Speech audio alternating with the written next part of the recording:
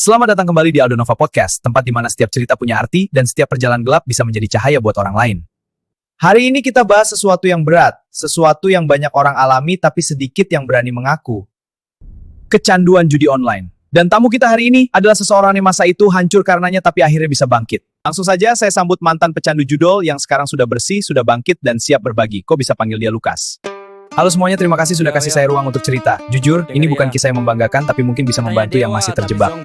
Kok mulai kecanduan dari kapan sebenarnya? Awalnya cuma coba-coba, lihat iklan, lihat teman dapat uang cepat. Saya pikir, cuma 1.000-2.000. Tapi ternyata itu pintu neraka. Dari 1.000 jadi 10.000, 10.000 jadi 100.000, sampai akhirnya saya main tiap malam kayak orang hilang.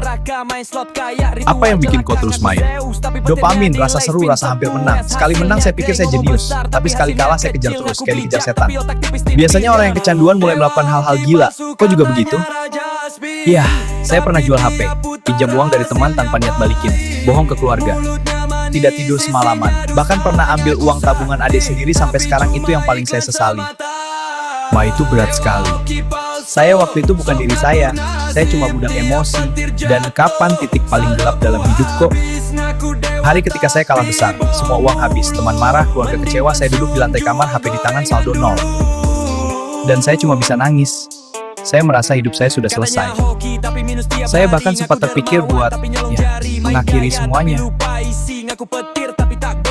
Saya tahu itu pasti sangat menyakitkan. Ya, tapi justru itu yang bikin saya sadar, kalau saya tidak berhenti hari itu, saya mungkin tidak akan hidup hari ini. Jadi, bagaimana kok bisa bangkit dari sedalam itu? Saya mulai dari langkah kecil, saya hapus semua aplikasi, blokir situs, ganti nomor. Saya jujur ke keluarga itu paling berat. Tapi setelah saya buka semua, ternyata mereka tidak seperti yang saya takutkan. Mereka marah, iya, tapi mereka tidak tinggalin saya. Lalu apa yang paling membantu? Bangun rutinitas baru, jauh dari circle yang main judi, sibukkan diri, kerja, olahraga, gereja, komunitas. Sedikit-sedikit, saya mulai ingat rasanya hidup tanpa cemas. Bagaimana kok akhirnya bisa benar-benar lepas? Saya berhenti saat saya sadar. Yang saya cari bukan uang, tapi pelarian. Setiap kali stres, saya lari ke slot. Setiap kecewa, saya spin. Jadi saya belajar hadapi rasa sakit, bukan kabur. Hari saya berani bilang ke diri sendiri, saya tidak mau diperbudak lagi, hari itulah saya bebas. Untuk orang di luar sana yang masih terjebak, apa pesanku? Pertama, stop tipu diri sendiri dengan alasan cuma 1.000, cuma coba, atau saya masih kontrol. Itu kebohongan paling pertama. Kedua, kalau kau kalah, berhenti. Kalau kau menang, lebih baik lari. Tidak ada yang menang di judol, selain pemilik server. Ketiga, kalau kau sudah kehilangan diri sendiri, berhenti sebelum kau kehilangan semua orang yang mencintai kau. Dan terakhir, kalau kau dengar ini dan merasa takut karena hidupmu mirip cerita saya, ambil napas, kau masih bisa pulang. Kau belum terlambat.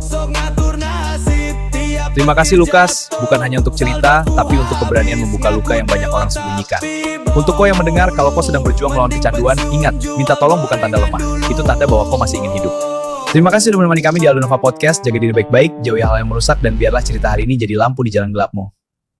Sampai jumpa di episode berikutnya. Sampai jumpa!